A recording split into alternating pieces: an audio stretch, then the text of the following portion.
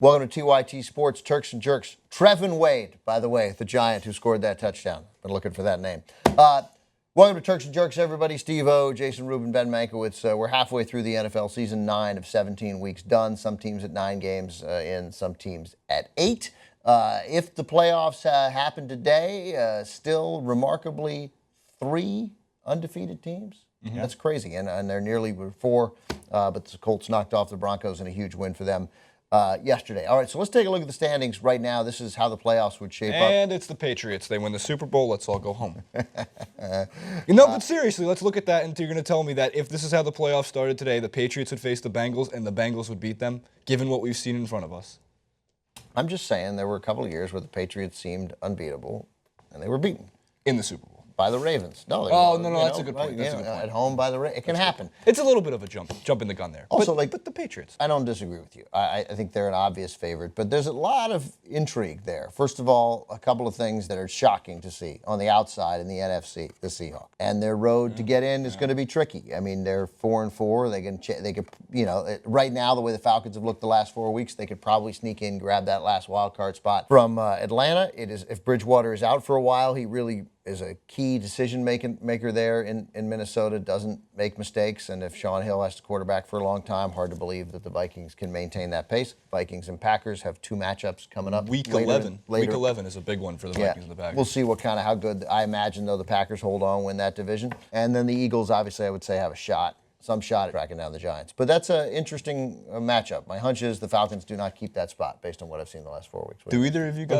Agreed. I actually think the Rams might take that last spot. Yeah, sure. I think the Rams are in it too. Everybody below that: Saints, Washington, Tampa Bay, San Francisco, Chicago, Dallas. Too bad for Dallas and Detroit. No chance. Yeah. Over in the AFC, obviously, look at that, 2 unbeaten teams, and we'll get a nice test because Andy Dalton is headed for a bye.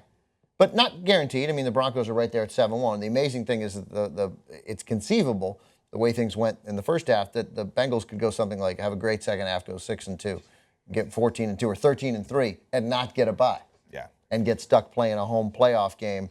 Then lose at home. As the 3 seed and lose at home. But put the standings back up there. Playing Steelers with Roethlisberger and those guys at home. Of course they can lose that game. Of course that game. Do either of you guys think any of the undefeated teams are on the table? Panthers, Patriots, or Bengals? No, I just think it's too hard. It's possible, but it's too hard. Have we had 3 8-0 teams? I think the Patriots are on the table.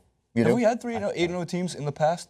This many teams undefeated? No, I don't think I don't think so. No, not this many 8-0 teams, and we nearly had another one. And then, other strong teams. I mean, I still think the Cardinals have a great chance to get to the Super Bowl. And it's good to point out that on the outside, they still have the Lions logo on the bottom left hand. Still competing. So Buffalo and Oakland probably also competing there with Pittsburgh to get into that spot. Buffalo's about to embark on a very tough 5-game stretch.